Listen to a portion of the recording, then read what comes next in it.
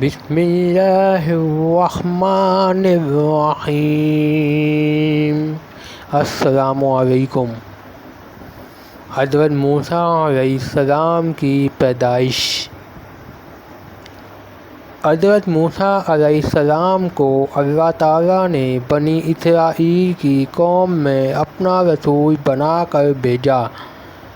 فرعون کو نجومیوں نے کہا کہ بنی اسرائیل کی قوم میں ایسا بچہ پیدا ہوگا جو تیری سلطنت کو تباہ کر دے گا۔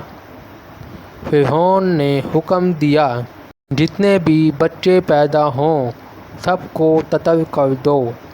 فرعون نے سارے بچوں کو قتل کر دیا۔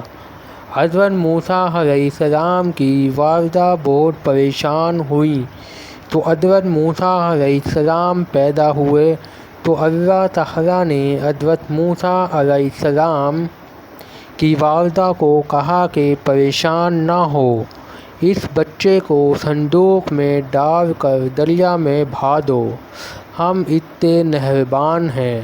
ان کی والدہ نے ایسا ہی کیا۔ صندوق بہتا بہتا دریا کے کنارے جہاں فرعون اور اس کی بیوی سیر کر رہے تھے، انہوں نے صندوق کو کھول کر دیکھا، ایک بچہ سو رہا ہے۔ انہوں نے اس بچے کو اٹھایا، فرعون مارنے لگا، لیکن فرعون کی بیوی حضرت عائشہ نے کہا کہ میں اس بچے کو پالوں گی۔